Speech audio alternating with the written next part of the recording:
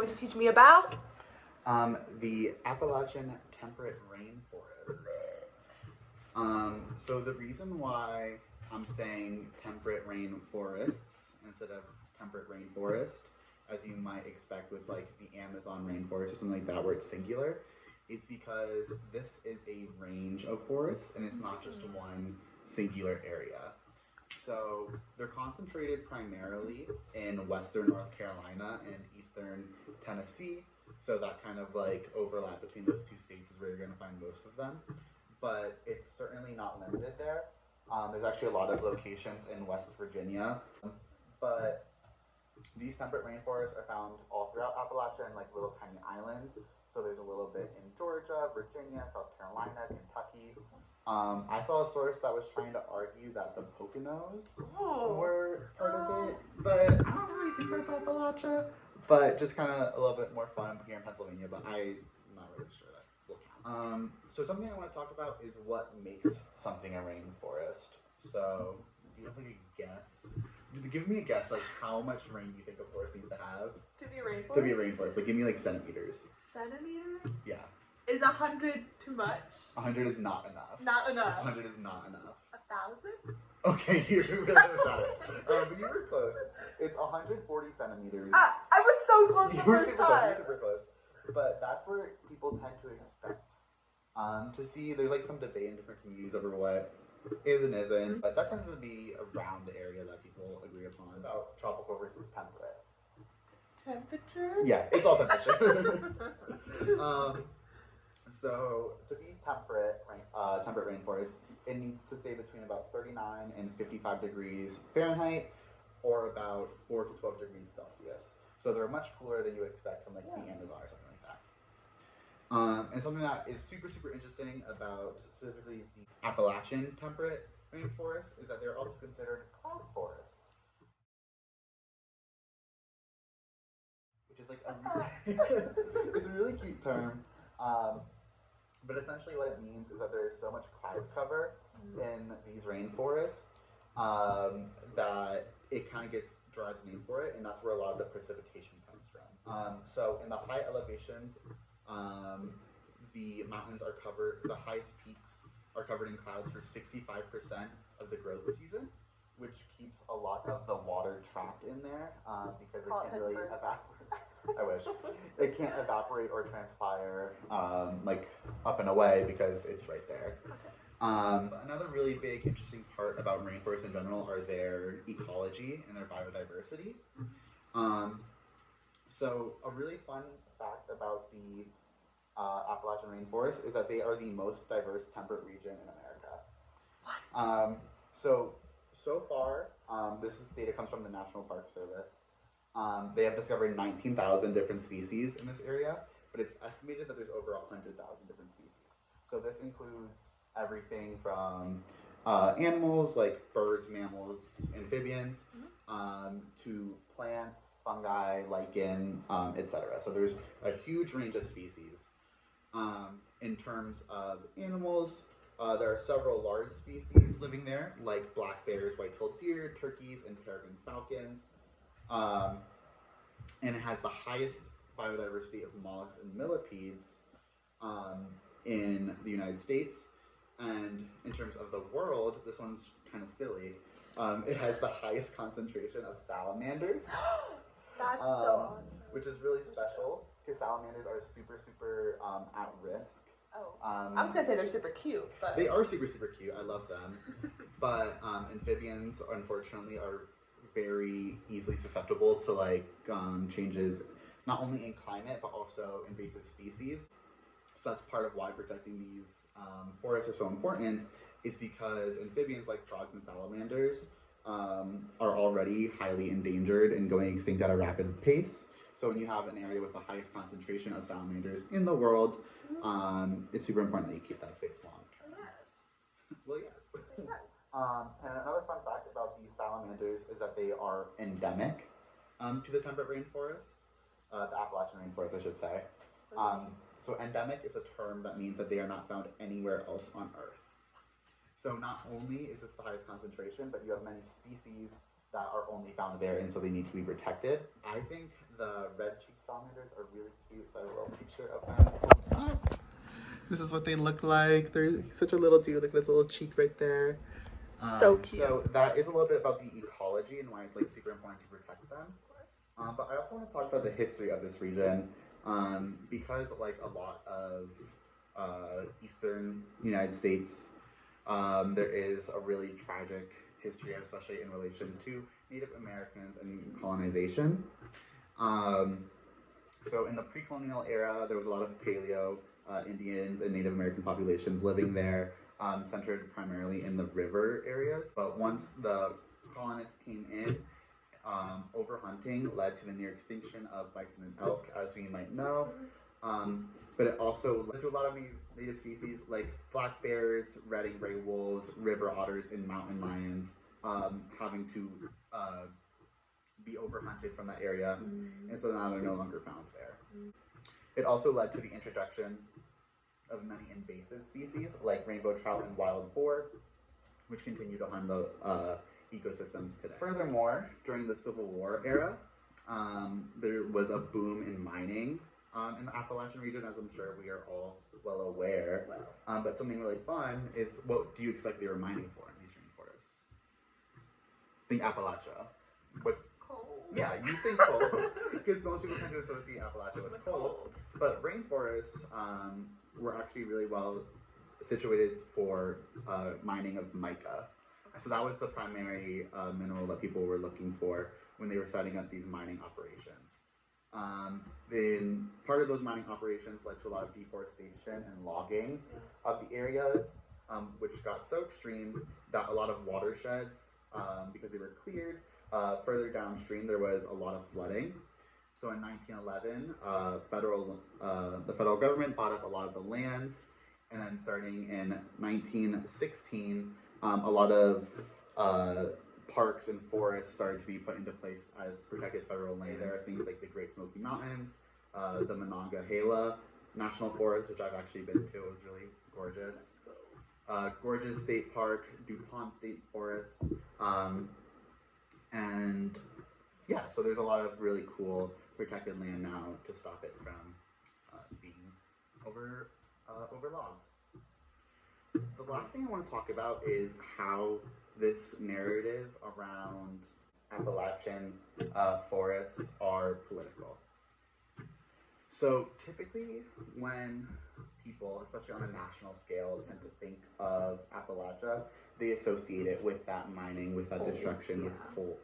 And you don't really tend to think about the beauty of the area, especially with a lack of like the natural beauty that's found there.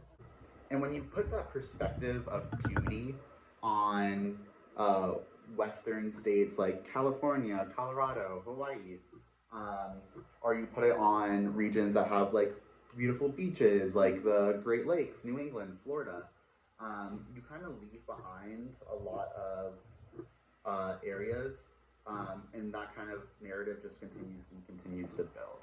So I'm hoping that with this podcast, by highlighting the beauty and the biodiversity of the Appalachian rainforests, it forces people to see it differently.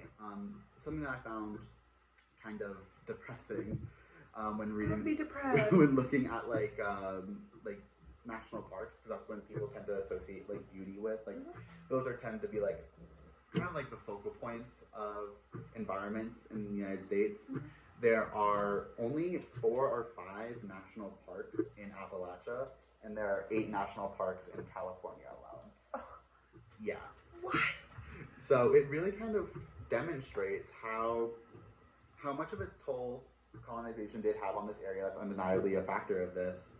But you can continue to elevate and highlight these beautiful areas found in Appalachia, to force people on a national level to realize that there are other aspects of beauty to be found in America itself.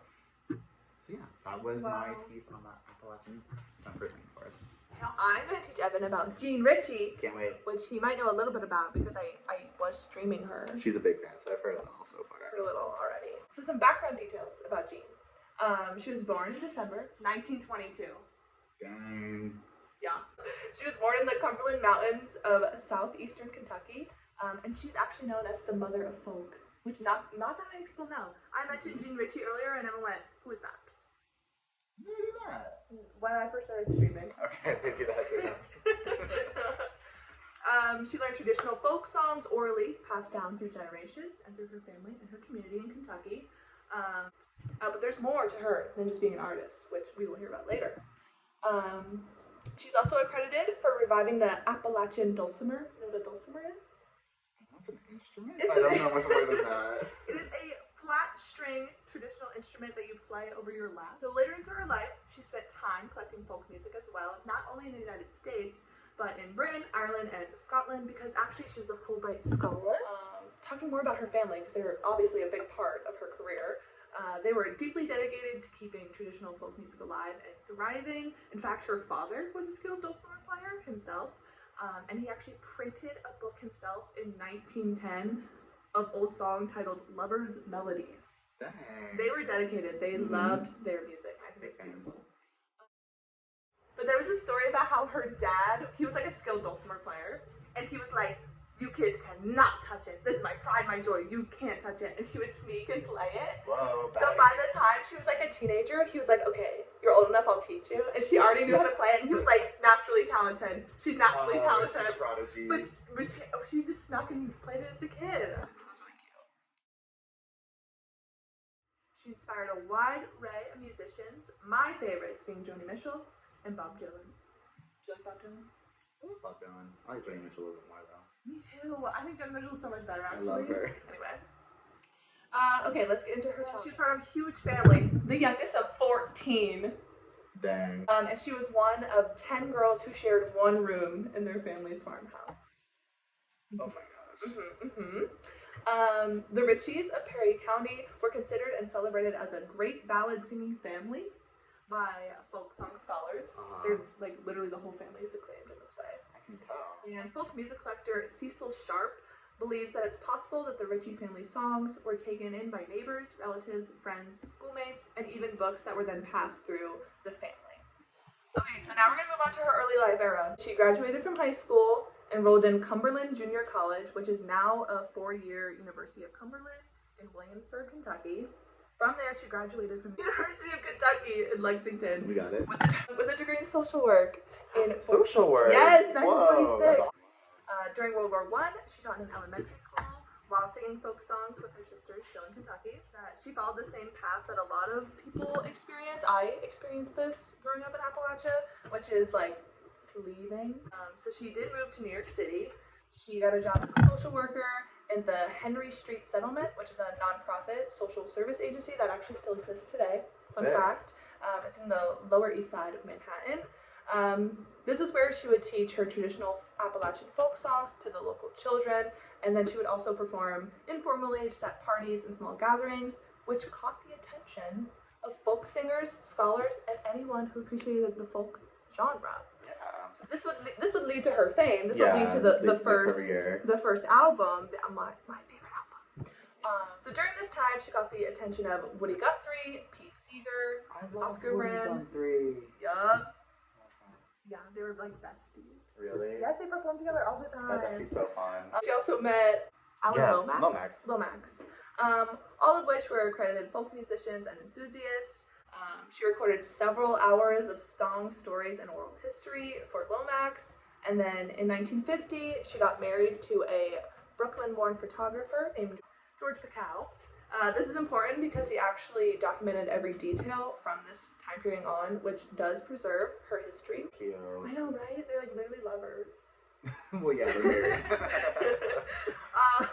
At this time, she also caught the attention of Mitch Miller, who was a record producer, and he arranged a contract with Elektra Records. When you said caught the attention, I thought you were going to lead into her having an affair. Like, be a romantic attention. And I was like, man, you just had a moment of how cute that was. No, he was a producer, and he got her a record. In 1952, her first solo album, titled Jean Ritchie Singing the Traditional Songs of Her Kentucky Mountain Family, was released. And she was able to travel to learn about the traditional roots of her music. And she got this by being a Fulbright scholar. Okay, so she traveled between England, Scotland, and Ireland, and she had already known around 300 traditional songs just from her family and the community alone. But 18 months later, her and her husband tape recorded, interviewed, and photographed singers in England, Scotland, and Ireland. While she was in Britain, she sang songs at concerts and presented many BBC radio programs. And then in 1955, she was on the move. Yeah, she never slowed down. So in 1955, when she was 33, she released a book called Singing Family of the Cumberlands, which documents the role of family songs in everyday life, which I think is awesome. And this book is actually still taught in schools, which I thought was pretty cool. And then she would come to write 8 books total in her life, and she would record more than 40 albums with many different record labels and collaborators. 40 albums is crazy. Is it like, was she like re-releasing albums, or was it like 40 like distinct? A lot of them were very short songs. So a lot of them are the traditional folk songs, so like a minute and a half, a minute. Okay. And then there's like some that are like multiple versions of the same song, like sung in a different way or produced in a different way. It's actually really cool though. So it's a lot of repetition, but they are still their own still entities. Her importance to the folk genre. Typically, she's very looked over as being a woman from Appalachia, from Kentucky. Especially with the folk genre, a lot of it is not taken over, but you know, we know the hits. We know Woody Guthrie. And I actually did a little Google search, like trying to find like the best like folk singers like ever, and I saw I looked through 4 or 5, and I didn't see her once on like top 50s, top 25, top 10s. So that was really interesting. I really was like, she's considered the mother of folk, and yet she's not on any of these lists. And I also do want to mention, like, again, she was an educated white woman who was able to support herself and move to New York City and work as a job as a social worker, which is not something, say, like a black woman at that time would have had access to. So she definitely did have her privileges. There is intersectionality between politics, between, you know, feminism and things like that. I just wanted to mention that. I think it's important to mention. Sometimes we just gloss over that stuff. Anyways, in 1974, she wrote a book called The Dulcimer Book, and it gave a tutorial, which led to the revival of the instrument, because no one knew how to play it. But now they did, with her tutorial. Unfortunately, we're in the sad era, the end of her life, and she had some health problems. So for most of her life, after she moved out of Kentucky, she did stay in New York. She did eventually move to Long Island, where she had 2 kids with her husband. 2009, she was hospitalized after suffering from a stroke, and it impaired her ability to communicate. Yeah. She did gain some of it back, but it was just, by 2010, her husband had died, so it was not safe for her to live on her own. So she did move back to Kentucky, living with family and friends. And that's where she would spend the rest of the last 6 years of her life. And she died in 2015 at age 92. Good for her. 92. Okay, so my favorite song is called Jubilee, which I didn't know what that was. I did. Celebration. We're going to play a little bit of loud. Let's see if this is horrible. If this is horrible, I'm cutting this out of the video. Her voice is so pretty. So my true love to my side, down the street I go, swing and turn, Jubilee, live and learn, Jubilee. Okay, that's fine. You can like hear the influence though in like a lot of modern music. You really can. Okay, anything else to add? How is it political? She's known as the mother of folk, and yet when I Google things about her, I have to dig and find like library sources. It's really sad. I feel like she's been like erased from the history. Yeah, because when I was Googling top folk artists, I'm looking at like just a name that was popping up, and there's like it's definitely male dominated. That was really interesting to me too. That like obviously I'm pretty sure that you highlight the fact that she had a lot of opportunities afforded to her that like black women and probably most black people at the time wouldn't be afforded.